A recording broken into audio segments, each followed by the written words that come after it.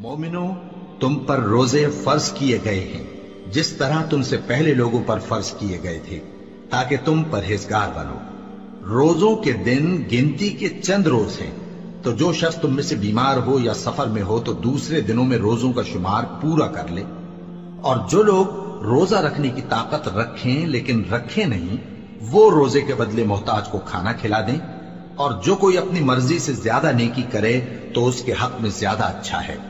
और अगर समझो तो रोजा रखना ही तुम्हारे हक में बेहतर है। रोजों का महीना रमजान का महीना है, जिसमें कुरान अव्वल अव्वल नाजिल हुआ, जो लोगों का रहनुमा है और जिसमें हिदायत की खुली निशानियां हैं और जो हक व बातिल को अलग अलग करने वाला है।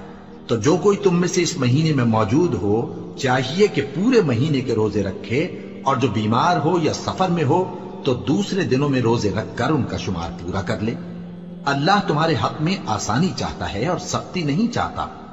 और ये आसानी का हुक्म इसलिए दिया गया है कि तुम रोजों का शुमार पूरा कर लो, और इस एहसान के बदले कि अल्लाह ने तुमको हिदायत बख्शी है, तुम उसको बुजुर्गी से याद करो और उसका शुक्र करो। और ऐ पैगंबर, जब तुमसे मेरे बंदे मेरे बारे में दरियाफ्त करें तो उन्हें मालूम हो कि मैं तो तुम्हारे पास ही हूं। जब कोई पुकारने वाला मुझे पुकारता है तो मैं उसकी दुआ कबूल करता हूं। तो उनको चाहिए कि मेरे हुक्मों को माने और मुझ पर ईमान रखें, ताकि नेक रास्ता पाएं। रोजों की रातों में तुम्हारे लिए अपनी औरतों के पास जाना जायज कर दिया गया है। वो तुम्हारी पोशाक हैं और तुम उनकी पोशाक हो। अल्लाह को मालूम है कि तुम उनके पास जाने से अपने हक में खयानत करते थे, सो उसने तुम पर मेहरबानी की और तुम्हारी हरकत से दरगुजर फरमाई।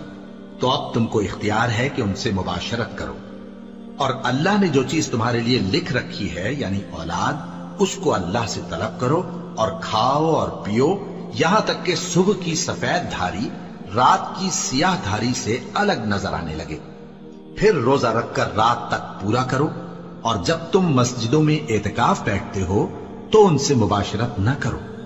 ये अल्लाह की हदें हैं, इनके पास न जाना। इसी तरह अल्लाह अपनी आयतें लोगों के समझाने के लिए खोल खोल कर बयान फरमाता है, ताकि वो परहेजगार बने।